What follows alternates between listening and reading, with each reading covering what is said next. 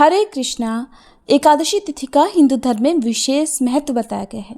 हर साल चैत्र महीने के शुक्ल पक्ष की एकादशी तिथि पर कामदा अर्थात फलदा एकादशी का व्रत किया जाता है और इस बार ये तिथि 19 अप्रैल को है। 19 अप्रैल शुक्रवार को ही एकादशी का उपवास किया जाएगा। इस दिन भगवान विष्णु और माँ लक्ष्मी जी की पूजा करने का, व्रत रखने का विधान है। मान्यता है कि ऐसा करने से जीवन में खुशियों का आगमन होता है। इस दिन पूजा करने के बाद भगवान को विशेष सामग्री का, विशेष नैवेद्य का भोग लगाना चाहिए। मान्यता है कि ऐसा करने से भक्तों को सुख और सौभाग्य की प्राप्ति होती है और पूजा का या उपवास का पूर्ण फल भी प्राप्त होता है। भगवान विष्णु को वैसे तो तुलसी जी सबसे प्रिय हैं और भगवान विष्णु के भोग में यदि तुलसी ना हो तो वे अपना भोग भी स्वीकार नहीं करते हैं। लेकिन तुलसी जी के अलावा भगवान विष्णु को केला अत्यंत प्रिय है, इसलिए आप एकादशी तिथि पर भगवान को केले का भोग लगा सकते हैं। मान्यता है कि केले का भोग लगाने से धन संबंधी समस्याओं से मुक्ति मिलती है। साथ ही कुंडली में गुरु दोष का असर भी समाप्त होता है।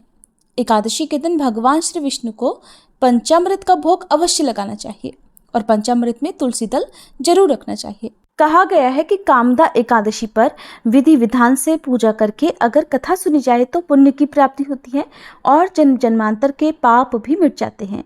कामदा एकादशी से एक दिन पहले यानी दशमी तिथि को भक्तों को शुद्ध सात्विक भोजन करना चाहिए और रात को मन में संकल्प लेकर सोना चाहिए कि अगले दिन आप एकादशी का उपवास करेंगे। फिर एकादशी के दिन सुबह सूर्योदय से पहले या ब्रह्म मुहूर्त में उठकर स्नान आदि से निवृत्त होने के बाद धूप दीप जलाकर मंत्रों का जाप करके भगवान श्री हरि और माँ लक्ष्मी जी की पूजा आराधना करनी चाहिए। भगवान श्री हरि को पीला रंग अत्यंत प्रिय है, इसलिए पूजन सामग्री में पीले रंग की सामग्री का उपयोग आप अवश्य करें और व्रत की कथा पढ़ने सुनने के बाद सबसे अंत में आरती करके क्षमा याचना करें। एकादशी के दिन चावल का या चावल से बनी वस्तुओं का त्याग करना चाहिए। इस दिन दान में चावल का दान भी नहीं दिया जाता है।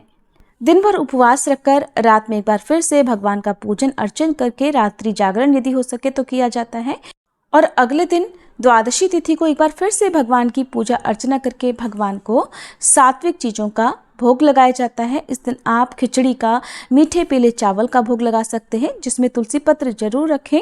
पंचामृत का भोग अर्पित किया जा सकता है, उसी को प्रसाद रूप में ग्रहण करके उपवास भी खोलना होता है। उपवास खोलने से पहले आपको किसी योग्य ब्राह्मण को दान दक्षिणा देकर भोजन कराकर उन्हें विदा करना चाहिए। ऐसा करना संभव ना हो तो मंदिर में आप दान की सामग्री भिजवा सकते हैं।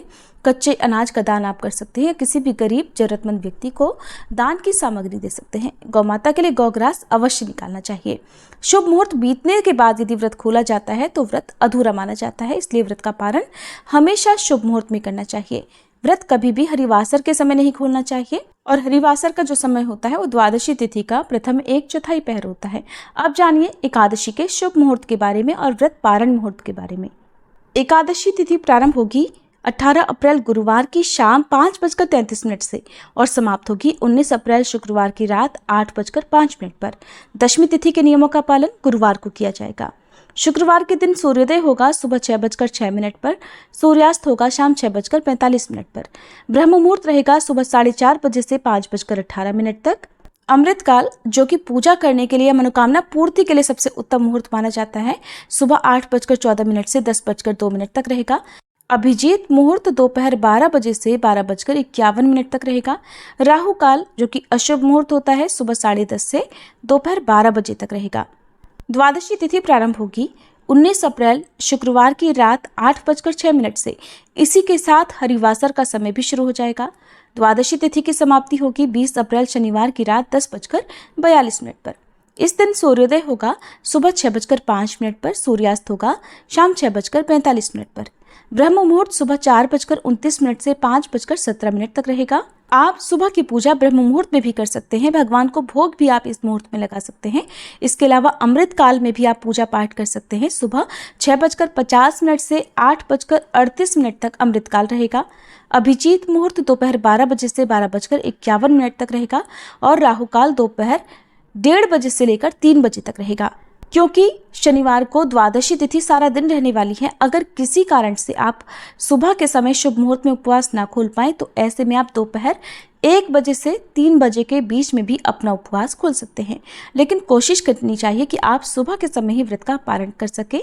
हरिवासर का जो समय है वो 20 अप्रैल शनिवार को 1 AM तक देखा जाए तो शुक्रवार की मध्यरात्रि को ही समाप्त हो जाएगा।